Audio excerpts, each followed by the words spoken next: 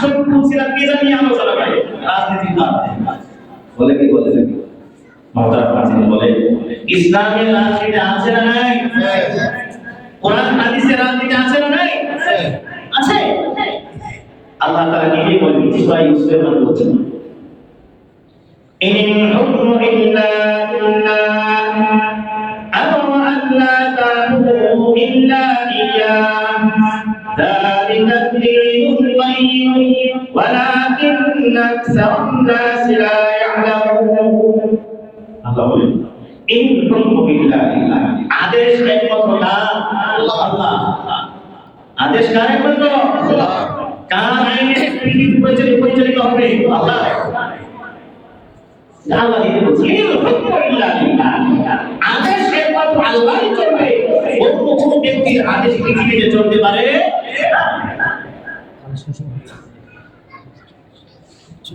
এই আসমান কা এই জমিন না যে আল্লাহ আসমান আল্লাহ জমিন এই জমিনে আইন চলবে না আল্লাহ যে আল্লাহ আসমান আল্লাহর জমিন এই জমিনে তো আইন একমাত্র কাজ চলবে আল্লাহ চলবে আল্লাহ তাআলা বলছেন ওয়ামান লাম ইয়াহকুম বিমা আনজালাল্লাহ ফাউলাইকা হুমুল কাফিরুন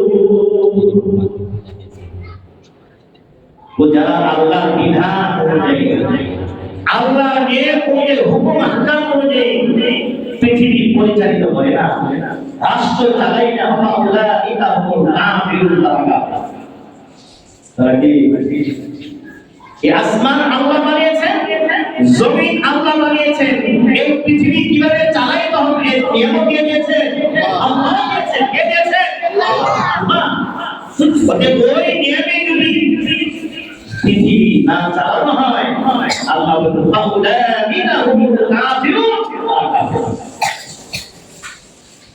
হাদিস শরীফ আছে Allah Rasul sallallahu alaihi wasallam qala Rasulullah sallallahu alaihi wasallam ila kharaja salasatun fi safarin falyuhbiru ahadam Allah Rasul বলেন যখন তোমরা কোন তিনজন মানুষ সফরে বের হবে কয়জন মানুষ তিনজন মানুষ একসাথে সফরে বের হবে তিনজনের মাঝে একজনকে আমির নিযুক্ত করবে মানে পেশা তুমি গাড়িতে উঠবা তিনজনের কথা বলে যে সিদ্ধান্ত আসবে না একটু মুক্তি রেখে বুদ্ধিমান রেখে তিনজনের মাঝে একজন মুক্তি বানাও যে সব কিছু বলবে হাদিস তাহলে পুরো পৃথিবীতে চালানো হবে তাহলে একজন আমির দরকার আছে না এই তিনজনের মাঝে একজন আমির নিযুক্ত করছে যে পুরো দেশ চালানো হবে এখানে আমির নিযুক্ত প্রয়োজন আছে না আছে তাহলে যে সমস্ত মানুষেরা বলে ইসলামের রাজনীতি নাই কোরআন হাদিসের রাজনীতি নাই তারা মূলত কোরআন হাদিসকে অস্বীকার করে কথা বলে ঠিক কিনা আল্লাহ নিজেই বলছে দেশ পরিচালিত হবে রাসূল করিম সাল্লাল্লাহু আলাইহি ওয়াসাল্লাম নিজে বড় রাজনীতিবিদ ছিলেন কথা বলে ঠিক কিনা শুধু রাজনীতিবিদ না রাসূল সাল্লাল্লাহু আলাইহি ওয়াসাল্লাম রাজনীতির উদ্যোক্তা ছিলেন সুবহানাল্লাহ পৃথিবীকে চালাতে হবে দেশকে চালাতে হবে সরকারকে গঠন করতে হবে নেতা কেমন হবে সব কিছুই রাসূল সাল্লাল্লাহু আলাইহি ওয়াসাল্লাম বলে গেছেন সুবহানাল্লাহ রাসূল সাল্লাল্লাহু আলাইহি ওয়াসাল্লাম নিজে মদিনার রাষ্ট্রপ্রধান ছিলেন রাসূল সাল্লাল্লাহু আলাইহি ওয়াসাল্লাম মদিনার বিচারক ছিলেন রাসূল সাল্লাল্লাহু আলাইহি ওয়াসাল্লাম মদিনার সভাপতি ছিলেন রাসূল সাল্লাল্লাহু আলাইহি ওয়াসাল্লাম চুক্তি সম্পাদককারী ছিলেন সুবহানাল্লাহ রাষ্ট্রকে পরিচালনা করতে হয় সব কিছু রাসূল নিজে থেকেই করেছেন সুবহানাল্লাহ শুধু তাই না খোলাফায়ে রাশিদিন রাষ্ট্রপ্রধান ছিলেন হযরত আবু বকর সিদ্দিক রাদিয়াল্লাহু তাআলা রাষ্ট্রপ্রধান ছিলেন কি ছিলেন না হযরত আবু বকর সিদ্দিক রাদিয়াল্লাহু তাআলা রাষ্ট্রপ্রধান ছিলেন হযরত ওমর ফারুক রাদিয়াল্লাহু তাআলা রাষ্ট্রপ্রধান ছিলেন হযরত উসমান রাদিয়াল্লাহু তাআলা রাষ্ট্রপ্রধান ছিলেন হযরত আলী রাদিয়াল্লাহু তাআলা রাষ্ট্রপ্রধান ছিলেন হযরত হাসান রাদিয়াল্লাহু তাআলা রাষ্ট্রপ্রধান ছিলেন আমির মুআবিয়া রাদিয়াল্লাহু তাআলা রাষ্ট্রপ্রধান ছিলেন সুবহানাল্লাহ এই বড় বড় সাহাবায়ে কেরাম যারা সবাই জান্নাতের সামনে থেকে প্রাপ্ত। সুবহানাল্লাহ, সবাই রাজনীতি করছে। সুবহানাল্লাহ, রাজনীতি হওয়া নাজায়েজ হয়েছে। এই জান্নাতি মানুষগুলো নাজায়েজ কাজ করলো অবশ্যই না। তবে এই সমস্ত মানুষগুলো রাজনীতি করছে না, শুধু রাজনীতি প্রধান ছিলেন, তাহলে বোঝা গেল রাজনীতি হওয়া জায়েজ না জায়েজ? জায়েজ না জায়েজ? জায়েজই না। তো রাজনীতি করা বড় একটা ইবাদত। সুবহানাল্লাহ, এই যে আমরা মসজিদে আসছি এটা ইবাদত কি ইবাদত না? তো নামাজ পড়া যেমন ইবাদত, রোজা রাখা যেমন ইবাদত, হজ করা যেমন ইবাদত, যাকাত দেওয়া যেমন ইবাদত, তো রাজনীতি করা এটাও ইবাদত। সুবহানাল্লাহ। রাজনীতি করা ভাই, রাজনীতি করা দরকার আছে না নাই? কিন্তু দুনিয়ার মানুষ রাজনীতি করা থেকে খারাপ মনে করে, কথা বলছে কিনা? কারণ হচ্ছে যাদের হাতে দেশ পরিচালিত হচ্ছে, যারা রাজনীতি করে সবারই চরিত্র খারাপ, কথা বলে ঠিক না? সবারই চরিত্র খারাপ। এই যে খবর প্রকাশ পেয়েছে, যারা বড় বড় রাজনীতি পৃথিবীর সবাই মানুষ খেয়ে ও মানুষের বুঝলেন কথা? যারা দেশ চালা, বড় বড় রাষ্ট্রপ্রধান, এরা পশুর বস্তু খায় না, বড় ছাগলের বস্তু খায় না, ওরা মানুষের বস্তু খায়। বলে মানুষ মনে করে যারা রাজনীতি করে সবাই খারাপ, কথা বলেছে কিনা? বলে মানুষের বস্তু খাওয়া যায় না, যে মানুষের বস্তু খাওয়া না যায়, না যায় জানার পরেও যারা মানুষের বস্তু খায় তারা কি মানুষের কাছে? এই না, কুকুরও তো মানুষের বস্তু খায় না, শিয়াল কুকুরও মানুষের বস্তু খায় না, যে মানুষ হয়ে একজন মানুষের বস্তু কি করে দখল করে? অত কুকুর শ্রেণীতেও নিকৃষ্ট, কথা বলে ঠিক না? এই জিনিসের মানে আমাদের বাংলাদেশের লোক আছে, এই মানুষের বস্তু তারা খাবে, আমাদের বাংলাদেশের লোক আছে, চিন্তা করছে? তাদেরকে সম্মান করে, তাদেরকে সেলুট দেয় যারা মানুষের বস্তু খায়। চিন্তা করছে?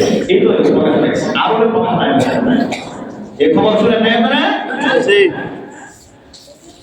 এই যে রাজনীতি যাদের করে তাদের চরিত্র হচ্ছে এই মানুষের বস্তু খায়। যারা মানুষের বস্তু খেতে পারে তারা কি না করতে পারে? পৃথিবীতে যত অন্যায়, যত বড় গুনাহের কাজ তারাই করে, কথা বলে ঠিক না? মানুষকে নির্যাতন যত করা, আইন আকার কেন বানাইছে? গাজীপুরে মানুষ বানাইছে,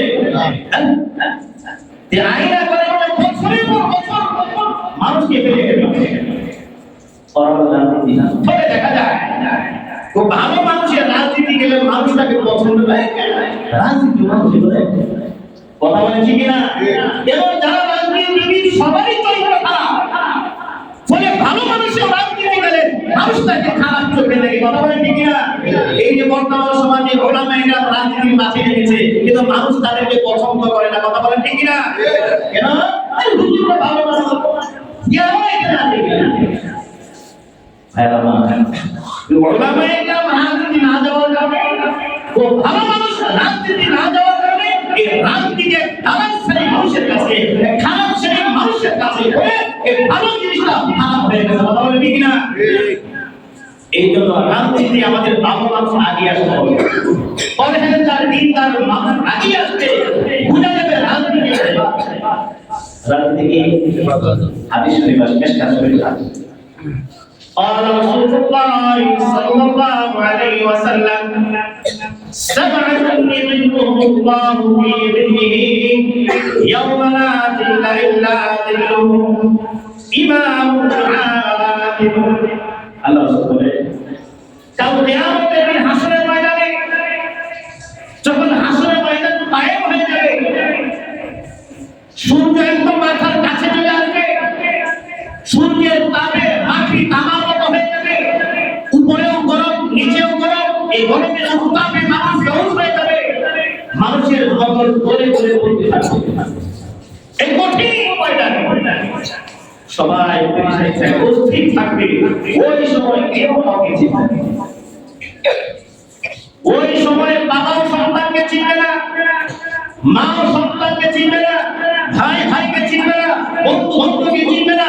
আত্মীয়-স্বজন আপন আত্মীয়কে চিন্তা করবে ওই যখন সবাই সাত শ্রেণীর মানুষকে কয় শ্রেণীর মানুষকে সাত শ্রেণীর মানুষকে আল্লাহ তাআলা তার আরশের নিচে ছায়া ব্যবস্থা করবেন সুবহানাল্লাহ কয় শ্রেণীর মানুষ সাত শ্রেণীর কঠিন ময়দানে সাত শ্রেণীর মানুষকে আল্লাহ তাআলা আরশের নিচে জায়গা দিবেন তার মধ্যে প্রধান হচ্ছে ইমাম আতিম এই পরায়ণ থাকো সুবহানাল্লাহ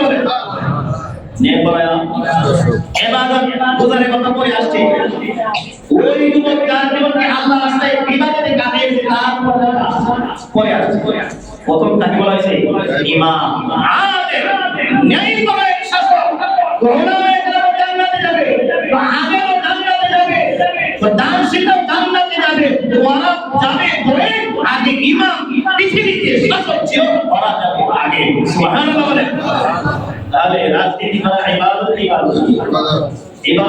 না কথা বলেন রাজনীতি করা ইবাদত না ইসলামের রাজনীতি আছে না নাই কোরআন হাদিসের রাজনীতি আছে না নাই রাজনীতি করা সওয়াব না গুনাহ কথা বলেন সওয়াব না গুনাহ সওয়াবের কাজ এই জন্য হাদিস আছে প্রথম ইমাম সাহেব মসজিদেও না ইমাম সাহেব বলতে কি মসজিদেও না এই রাষ্ট্রপ্রধান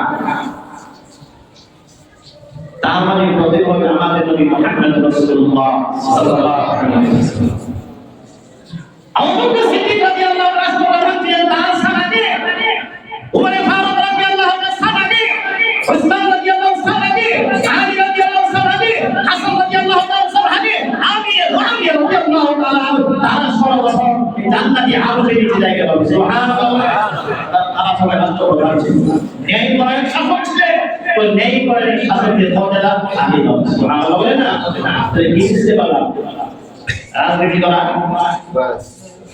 জায়েজ কাজ না সওয়াবের কাজ জায়েজ না সওয়াবের কাজ সওয়াবের কাজ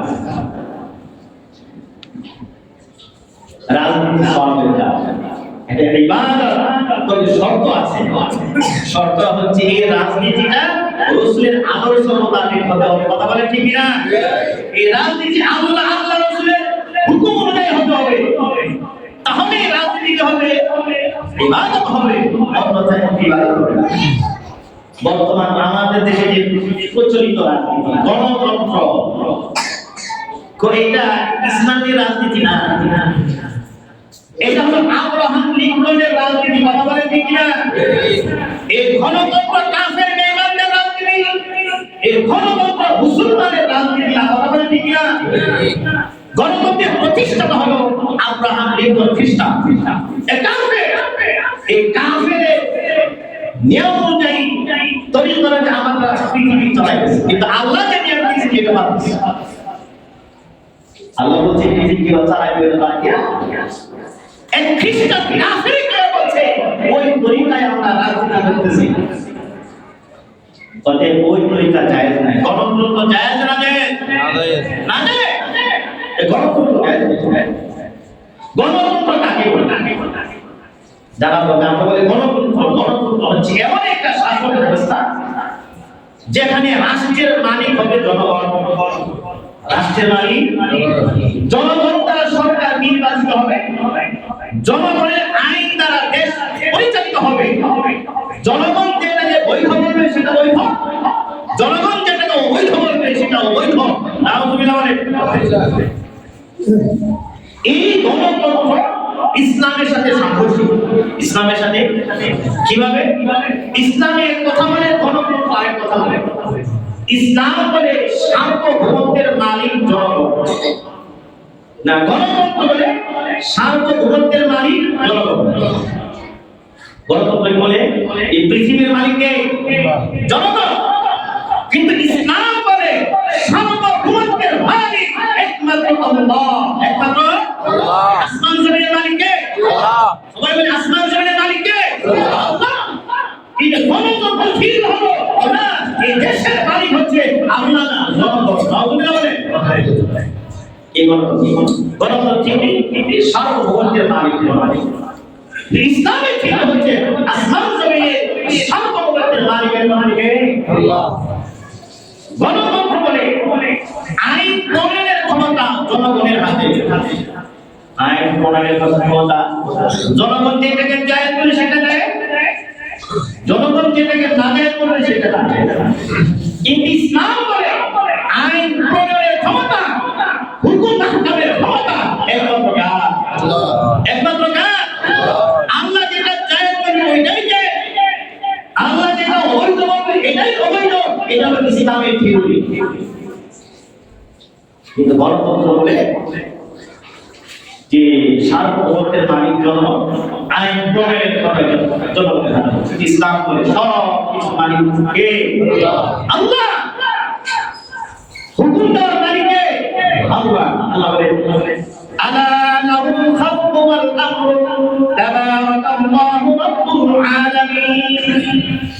তো সৃষ্টি আল্লাহ, হুকুম হবে কার? এই আসমান জমিন কে বানাইছে? আল্লাহ। বলে বলেন আসমান জমিন কে বানাইছে? আল্লাহ। যে আসমান জমিন আল্লাহ বানিয়েছে, হুকুম চলবে কার? আল্লাহ। এটা তো শোনা কথা। আল্লাহ নিজেই বলছে আলা ও দুনিয়া কে রাখো লাহুল খালকু, এই আসমান জমিন আমি বানাইছি, ওয়াল আমরু তাদের আদেশ আমারই চলবে। আসমান জমিন আমার, হুকুম কার? সূরা মুলকের মধ্যে আল্লাহ বলেন তাবারাকাল্লাযী বিয়াদিহিল মুলকু ওয়া হুয়া আলা কুল্লি শাইইন কাদির। ওই মহান সত্তা বিয়াদিহিল মুলকু, যার হাতে সমস্ত ক্ষমতা। সুবহানাল্লাহ। আসমান জমিনের মালিক কে? আল্লাহ। এর হুকুম কার চলবে ভাই? আল্লাহ। আসমান জমিনের মালিক আল্লাহ, সব কিছু মালিক আল্লাহ। দেশ পৃথিবী পরিচালিত হবে কার হুকুমে? আল্লাহর হুকুমে। আলহামদুলিল্লাহ, আদেশে আল্লাহ, অন্য কারো আদেশ চলে না। তাহলে আমাদের দেশে যে বর্তমান গণতন্ত্র চলে, ইসলামের সাথে সংঘর্ষ, ইসলামের সাথে এই গণতন্ত্র জায়েজ নেই, গণতন্ত্র বিশ্বাস করা। এখন কথা এখন যারা রাজনীতি করে গণতন্ত্র অনুযায়ী করে, ইসলামের খলিফা নির্বাচনের পদ্ধতি ভিন্ন। বর্তমান যেভাবে নির্বাচন হয় ইসলামের পদ্ধতি না। এখন কথা হইলো আমরা চাইলে তো ইসলামের রাষ্ট্র কায়েম করতে পারবো, কথা বলে ঠিক না? কারণ এই গণতন্ত্র সারা বিশ্বে প্রায় সকল দেশে গণতন্ত্র তরিকায় নির্বাচন। আমি আপনি চাইলে গণতন্ত্র বাদ দিতে পারবো, কারণ মুসলমান তারাই ইসলামকে পছন্দ করে, কথা বলে ঠিক না? ইসলামী রাষ্ট্র কায়েম হোক যারা মুসলমান তারাই পছন্দ করে। ইসলাম কায়েম হলো কি? আমরা সবাই দাবি করতাম না আমরা আমাদের বাংলাদেশ সোনার বাংলাদেশ দেশ চলবে ইসলাম অনুযায়ী, তাহলে ইসলাম কায়েম করতে দিতে হতো। আমরা বলবো বাসিন্দা কায়েম করব, সব মুসলমানে ইসলাম চায়, তাহলে সরকার ইসলাম অনুযায়ী দেশ চালাইতে বাধ্য, কথা বলে ঠিক না? কিন্তু আমরা মুসলমানরা ইসলাম চাই না, আল্লাহ হুকুম চাই না, কারণ তো ইসলাম অনুযায়ী রাষ্ট্র পরিচালনা করলে দুর্নীতিবাদদের দুর্নীতি বন্ধ হয়ে যাবে, কথা বলে ঠিক না? চাঁদাবাজদের চাঁদা বন্ধ হয়ে যাবে, চাঁদাবাজি বন্ধ হয়ে যাবে, সমস্ত অবৈধ কাজ বন্ধ হয়ে যাবে। এই জন্যই মুসলমানরা তারা ইসলামী রাষ্ট্র চায়, কথা বলে ঠিক না? এখন কথা হয়তো যে সামনে নির্বাচন আসছে, সবাই তো গণতন্ত্রকে বিশ্বাস করি, নির্বাচনে দাঁড়াইছে, এখন ভোট দেবো, ভোট কাটে, সবাই তো গণতন্ত্রে দাঁড়াচ্ছে, ইসলামী সিস্টেম তো নাই। একটা কথা আছে, মন্দের ভালো আছে না, মন্দের ভালো সবাই খায়। তবে এই প্রার্থীগুলো মানে যারা নির্বাচনে দাঁড়াইছে, এই প্রার্থীগুলো মানে দেখবো তুলনামূলক ভালো, সবাই দুর্নীতি করে। বাংলাদেশ দুর্নীতিতে চ্যাম্পিয়ন, কথা বলে ঠিক না? দুর্নীতি আমরা পেয়েছি, যা রাষ্ট্র পরিচালনা করতে দাঁড়াই। এই বাংলাদেশ স্বাধীন হওয়ার পর দুই গোষ্ঠী তো শাসন করছে, আওয়ামী লীগ এবং আরো কি করছে? আওয়ামী লীগ তারাই কাজে জাতীয় পার্টি নির্বাচন জায়গায় দূর করে গেছে, কথা বলে ঠিক না? যে আওয়ামী লীগের ক্ষমতা যাওয়ার পর বিএনপিকে দিছে, তো ওরা সব পানি করে শেষ করে গেছে।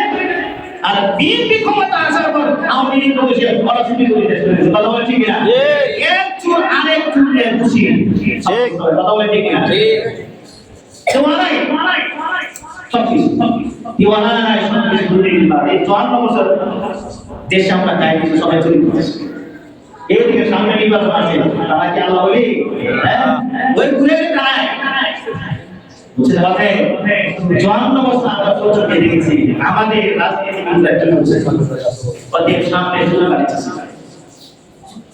মজার কথা এই দেশটা আমাদের সবার না এই দেশটা আমাদের সবার আমাদের দায়িত্ব হচ্ছে আমাদের দেশের জন্য কোনো দুর্নীতিবাদ আর তৈরি না হয় এখন থেকে আমাদের প্রস্তুতি নিতে হবে কথা বলেন ঠিক না ভোট আমি কাটি দিব এখন সিদ্ধান্ত নিতে হবে আর মাত্র কয়েকদিন আর মাত্র সামনে কয়েকদিন বাকি আছে কলম আছে ভোট সম্পর্কে শরীয়ত কি বলে ইসলাম কি বলে 26 এটা কলম পাকিস্তানের মুফতি শফি রহমাতুল্লাহ আলাইহি 26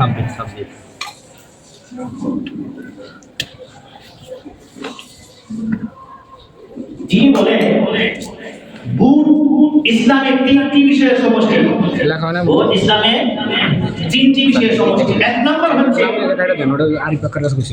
ভোট এটা সাক্ষ্য ভোট এটা সাক্ষ্য আমি সাক্ষ্য দিলাম সাক্ষ্য দুই নম্বর হচ্ছে ভোট এটা সুপারিশ তিন নম্বর হচ্ছে ভোট এটা আমানত ভোট একটা সাক্ষ্য দুই নম্বর সুপারিশ তিন নম্বর আমানত এই তিনটা বিষয় ইসলামে অনেক গুরুত্ব যদি তার খেয়ালত করা হয় তার অপব্যবহার করা হয় কাল কিয়ামতে এই ব্যাপারে জবাবদারি করতে হবে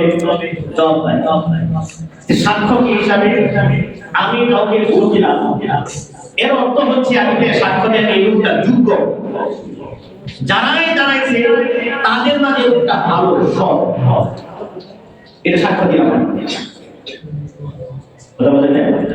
যারা প্রার্থী যারা জানি যে মার্কাকে ভোট দিলাম এর অর্থ হচ্ছে আমি বোঝাতে চাচ্ছি আরো অনেক প্রতীক আছে আরো অনেক প্রার্থী আছে তো তাদের মাঝে একটা সৎ এবং ভালো এই জন্য তাকে আমি তাকে সাপোর্ট দিলাম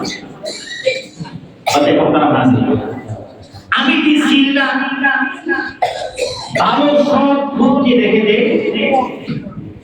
তাহলে আমি সত্যবাদী তাহলে আমি কি সত্যবাদী আসলে যারা দাঁড়াইছে আমি তাকে বাস্তবেই সে সৎ বাস্তবেই সে ভালো মানুষ আমি তাকে সাপোর্ট দিলাম তাহলে আমার সাপোর্টটা সত্যর সাথে আমি সত্যবাদী আমি কি সত্যবাদী কিন্তু যারা দাঁড়াইছে আমি যাকে ভোট দিছি আমি জানি সবাইকে লোকটা খারাপ লোকটা দুর্নীতি বা লোকটা চাঁদাবাজ লোকটা টেন্ডারবাজি করে জানি জানার পরেও তাকে ভোট দিলাম তাহলে আমি মিথ্যাবাদী তাহলে আমি কি মিথ্যাবাদী না ঠিক আছে আর মিথ্যা সাক্ষ্যকে অনেক ভয়াবহ মিথ্যা সাক্ষ্য দেওয়া এক ভয়াবহ হাদিস শরীফ আছে আবু বকর সিদ্দিক রাদিয়াল্লাহু তাআলা থেকে বলি আল্লাহ রাসূল বলে قال رسول الله صلى الله عليه وسلم الا انبئكم باكبر الكبائر قلنا بلى يا رسول الله قال الاشراك بالله وعقوق الوالدين وكان متكئا فجلس فقال الا وقول الزور وشهاده الزور حضرت ابو بكر الصديق رضي الله عنه বলেন একদিন আমরা বসেছিলাম রাসূল সাল্লাল্লাহু আলাইহি ওয়াসাল্লাম হেলান দিয়ে বসেছিলেন হেলান দেওয়া অবস্থায় রাসূল বললেন ওয়া আমার সাহাবারা আলা উনাবিকুম বিআকবারিল কাবাইর আমি কি তোমাদেরকে বড় গুনাহের কথা বলে দিব না বড় কবিরা গুনাহের কথা বলে দিব না কুলনা বালা ইয়া রাসূলুল্লাহ আমরা সাহাবায়ে কেরাম বলেন হ্যাঁ অবশ্যই ইয়া রাসূল বলে আমরা শুনি তখন রাসূল বলেন আলা ইসরাকু বিল্লাহ সবচেয়ে বড় কবিরা গুনাহ হচ্ছে আল্লাহ তাআলার সাথে কাউকে শরীক করা আল্লাহ তাআলার সাথে কাউকে শরীক করা হাদিস শরীফ আছে আল্লাহ নিজের কোরআনে বলেছেন শিরক এমন একটা গুনাহ এই গুনাহকে আল্লাহ কি করবে না মাফ করবে সকল গুনাহ আল্লাহ মাফ করে দিবে কিন্তু শিরকের গুনাহ আল্লাহ মাফ করবে না আমাদের সমাজে এটা সহজ কোন স্ত্রী চায় না তার স্বামী দ্বিতীয় বিবাহ করতে, চায় না? কথা বলে চায় না? বিশ্বাস করে আজকে স্ত্রী বলে কি গো ভাই আমরা আড্ডা দিয়া করছে, তুমি কি করো দেখেন ব্যবহারটা দেখো কিভাবে হবে। কোন স্ত্রী চায় না তার স্বামী আরেকটা বিবাহ করে সত্যি ঘরে আসুক, কোন স্ত্রী চায় না। ঠিক আল্লাহ তাআলা এটা অপছন্দ করে। আল্লাহর গায়রতটাকে আসমান জমিন কে বানাইছে? আল্লাহ। আসমান জমিন কে বানাইছে? আল্লাহ। আসমান জমিন আল্লাহ বানাইছে। এই আল্লাহর সাথে আরেকটা সাবত করা না, তিনিও আসমান জমিন বানাতে শরীক, এটা আল্লাহ অপছন্দ করে। বানাইছে এরপরে কিন্তু বলা আর না। এই হিন্দুরা 33 কোটি দেবতা, তারা বলে এক একটা দেবতা এক একটা বস্তু সৃষ্টি করে তারাই কথা বলে। আলহামদুলিল্লাহ, এটা আল্লাহ সহ্য করতে পারে না। আমি আল্লাহ সব কিছু পাই না, আমাকে বাদ দিয়ে আরেকজন বানানোর সাপোর্ট করলে এই আমি আল্লাহ এটা পছন্দ করি না, বরদাস্ত করতে পারে না। এই জন্য আল্লাহ এগুলো মাফ করবে না। কোন মুশরিক জান্নাতে যেতে পারবে না, কোন হিন্দুরা জান্নাতে যেতে পারবে না, কোন ইহুদি খ্রিস্টান জান্নাতে যেতে পারবে না, তারা শিরকের গুনাহ করে। কিন্তু আমরা গুনাহ করি, কবিরা করে অনেক গুনাহ করি, আল্লাহ একটু দয়া করে মাফ করে দিন। সুবহানাল্লাহ, শিরক আল্লাহ করবে না, অনেক বড় করে। এক নাম্বার। দুই নাম্বার হলো হুকুম ওয়ালিদাইন, তো পিতা মাতার নাফরমানি করে এটা বড় করে রাখো। বড় হুকুম ওয়ালিদাইন, পিতা মাতার নাফরমানি করে এটা আল্লাহ প্রকাশ করবে না। আল্লাহ তাআলা নিজের কথা যেখানে বলবে সাথে সাথে পিতা মাতার কথা বলছে, সাথে সাথে আল্লাহ বলছেন আমাকে সৃষ্টি কে করছে? আল্লাহ। সবাই বলেন কে করছে? আল্লাহ। আল্লাহ করছে। কি মাধ্যম? মাধ্যম পিতা মাতা। কে বলে পিতা মাতা আমার সৃষ্টিকারী? কথা বলে ঠিক না? সৃষ্টি করে আল্লাহ, কিন্তু মাধ্যম পিতা মাতা। এই জন্য আমি আল্লাহকে যখন সম্মান করবে, তুমি তোমার পিতা মাতাকে যেমন সম্মান করবে। সুবহানাল্লাহ। সন্তান নিজের গায়ে চামড়া বিক্রি করে মা বাবার খেদমত করে, তাহলে মা বাবার হক আদায় হবে না। সুবহানাল্লাহ। চামড়া দিয়ে জুতা বানায় দেয়, এর যে আপনি খেদমত বলে বলে চামড়া দেয় না, মা বাবার জুতা বানায় দিচ্ছে। আল্লাহ বলে তারপর মা বাবার হক আদায় হবে না। 10 মাস ধরে কি পরিমাণ মা নষ্ট করছে, এটা তো বাবা বুঝবে না, বাবা বুঝবে এই কষ্ট বাবা বুঝবে। বাবা তো খুশি ছেলে হয়ে যায়, খুশি না, কিন্তু মা কাঁদে। কথা বলে ঠিক না? এখন তো গাড়িগুলো না, আগে তো গাড়ি বলছে এখন ওই মহিলা অসুখ ব্যথা শুরু হয়েছে, চাকরি দিবে, চাকরি দিতে না, হ্যাঁ চাকরি দিবে হাসপাতালে গেছে, বুঝলেন? এখন তো গাড়ি আগে যেগুলো ছিল না, রাস্তাগুলো ছিল না, চাকরি দিবে দেখছে ভালো হিসাবে এটা আমি নিজে দেখছি। আমাদের এলাকার রাস্তাঘাট ছিল না বলে মানুষ অসুস্থ হয়ে গেলে চাকরি দেবে কাঁধে করে এক লোকের বাড়িতে দেখছি, তখন এক লোক মহিলাকে নিয়ে গেছে, ভাই কি হয়েছে? তখন বলতেছে মহিলা ডেলিভারি সমস্যা। কি সমস্যা? তখন সে বলতে সাংঘাতিক গত বছর এই রোগী আমার বাবা লাগাচ্ছে। কথা বুঝে নাই, ডেলিভারি বুঝে না, মহিলার ডেলিভারি হয় না পুরুষের ডেলিভারি হয়। সে বলতেছে কত বছর তার বাবা ডেলিভারি রোগী বানাচ্ছে। ডেলিভারি কষ্ট তো যেটা মা বুঝে, বাবা বুঝে না। এই জন্য বাবার চেয়ে মা হক বেশি। এই জন্য এই মাকে বাবাকে কষ্ট করবে, কষ্ট দিলে সে কখনো জান্নাতে যেতে পারবে না, অনেক কষ্ট করে। এই জন্য মাকে যতটুকু পারা সম্মান করা, ইজ্জত দেওয়া, এটা থেকে যায় ইমান। এই দুইটা কথা রাসূল হেলা দিয়েছেন। وكان متكئا فجلس আবু বকর সিদ্দিক রাদিয়াল্লাহু তাআলা করে রাসূল হেলা দিয়েছিলেন, এরকম বসে সব সাহাবে কথা বসে দাঁড়াতে বসার পর তুলে কথা فقال لا القول الزور وشهادة الزور। ও আমার সাহাবেকে বলে রাখো, মিথ্যা কথা বলা এটা অনেক বড় কবিরা, মিথ্যা কথা বলা অনেক বড়। وشهادة الزور মিথ্যা সাক্ষ্য দেওয়া এটাও অনেক বড় কবিরা। এই কথা শোনা তো সাহাবীরা দেখেন, তো মিথ্যা কথাও বলা কবিরা গুনাহ, তাহলে মানুষ জান্নাতে যাবে কিভাবে? আগে মিথ্যাটা বলতো না সে, এটা গুনাহ মনে করতো না, কিন্তু এই হাদিসে বলা হয়েছে মিথ্যা কথা বলা কবিরা গুনাহ। আল্লাহ কথা নিজে নিজে কি বলে, ঠিক আছে, যদি কবিরা গুনাহ হয় তাহলে মানুষ বাঁচবে কি করে? তো কেউ তো গুনাহ থেকে বাঁচবে না। সাহাবায়ে কেরাম কথা বলে তো মিথ্যা কথা বলা, মিথ্যা সাক্ষরের কত বড় গুনাহ, কত বড় ক্ষতি, এটা ভাষায় ব্যক্ত করা যাবে না। এই মিথ্যা সাক্ষ্য দেওয়ার কারণে অনেক মানুষ, নিরপরাধ মানুষ জেল হাজতে আছে, আছে না নাই? আছে না নাই? আমরা বলতে কোরআনের পাখি আল্লামা দিলওয়ার হোসেন সাইদ রাহমাতুল্লাহি আলাইহি এই কাশিমপুর কারাগারে বছরের পর বছর জেলের হাজতে ছিল, ঠিক না? তিনি কোন অপরাধী ছিলেন? তিনি কি চুরি করছেন? তিনি কি ডাকাতি করছেন? তিনি মানহানি করছেন? তিনি জিনা করছেন? এই কোন অপরাধের কারণে তাকে বছরের পর বছর জেলে থাকতে হয়েছে? কোনো দোষ নাই, নির্দোষ ব্যক্তিকে মিথ্যা সাক্ষ্য দিয়ে বছরের পর বছর জেলে ছিল, জেলে তার মৃত্যু হয়েছে। কথা বলে ঠিক না? আপনি মিথ্যা সাক্ষ্য দিলেন, কিন্তু একটা মানুষের জীবন চলে গেল। অনেক বছরের পর বছর জেল হাজতে থাকে, মুক্তি দেওয়ার পর বলে সে এই নিরপরাধ ছিল, বলে কি বলে না? অনেক ঘটনা ওই জীবনে জেলে সে এখন বলছে নিরপরাধ ছিল, এত বছর জেল থাকলে কোনো অপরাধ ছিল না। মিথ্যা সাক্ষ্যে অনেক এই আজকে আমাদের দেশে দুর্নীতিবাজরা ক্ষমতাসীন কেন? আমার মিথ্যা সাক্ষ্যের কারণে, আপনার মিথ্যা সাক্ষ্য দেওয়ার কারণে। কথা বলেন ঠিক না? আমরা যদি ভোট না দিতাম দুর্নীতিবাজরা ক্ষমতা যেতে পারতো না। সামনে ভোট দিব, চিন্তা করে নিতে হবে আমার ভোট এটা সাক্ষ্য মিথ্যা সাক্ষ্য হয়ে যায়, ভোট দেওয়ার কারণে এই নেতা যত খারাপ কাজ করবে এর গুনাহ আমার আপনার বাপের। শুধু তার সে করবে না, আপনারও করতো, এটা সব। কারণ গুনাহগার অধিকার আপনি দিয়েছেন, কথা বলেন ঠিক না? আপনি দিয়েছেন, তার গুনাহ আপনার করবে, অথচ আপনি কিছুই পাবেন না। সময় শেষ হয়ে গেছে, দুই নম্বর বলছি ভোট এটা সুপারিশ। ভোট এটা কি ভাই?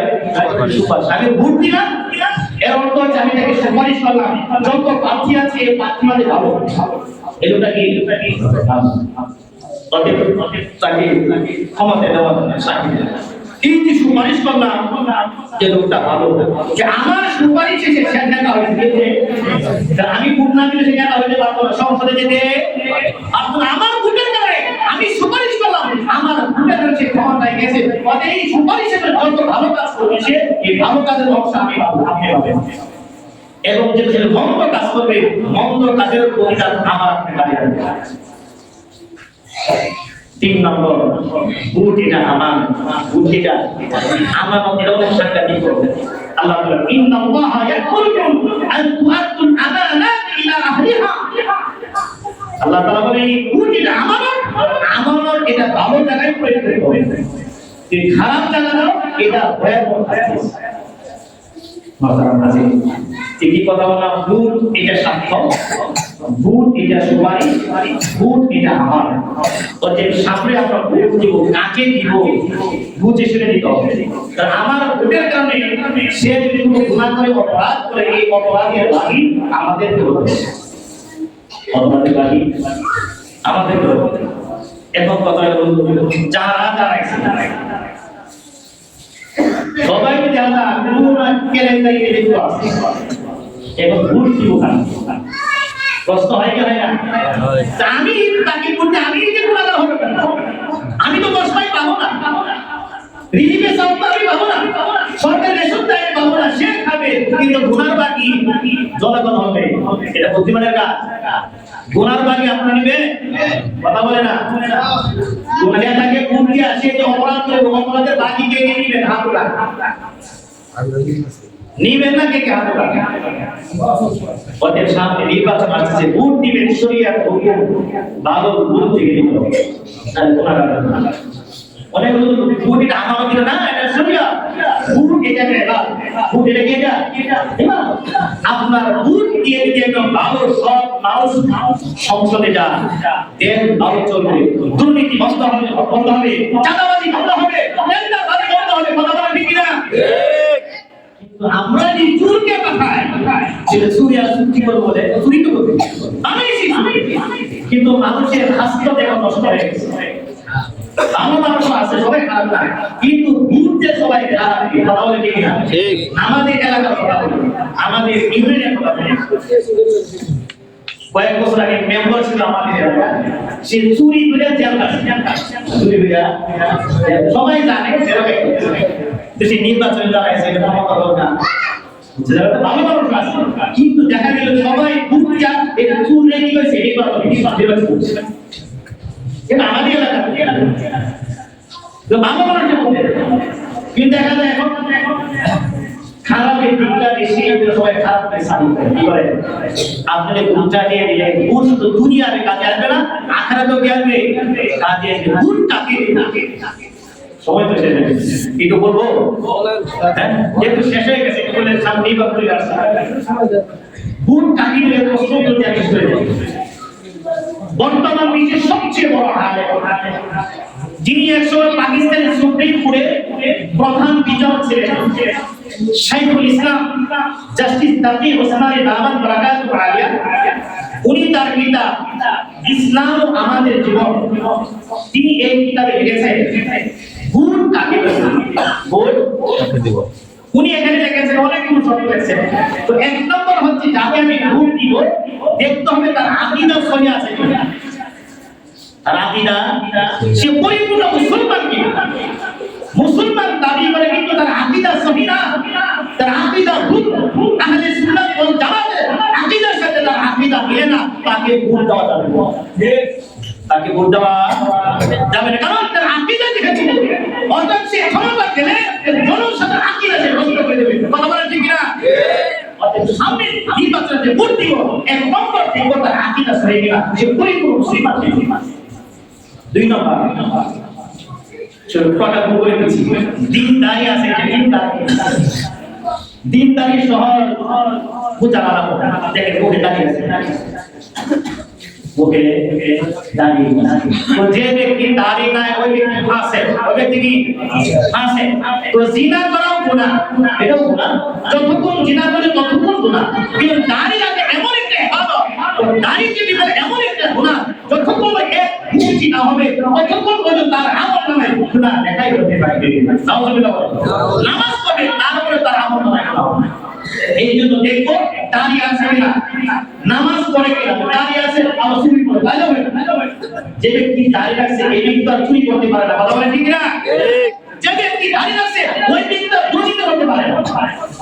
এক নম্বর দিনদার আছে না, দুই নম্বর দিনদারি না, কিন্তু এতটুকু আছে নিজে দিনদার না, কিন্তু দিনদারকে পছন্দ করে, দিনদারকে ইসলামকে পছন্দ করে, ইসলাম বাস্তবায়ন হয় এতটুকু যা, তাহলে তাকে সাপোর্ট দেওয়া যেতে পারে।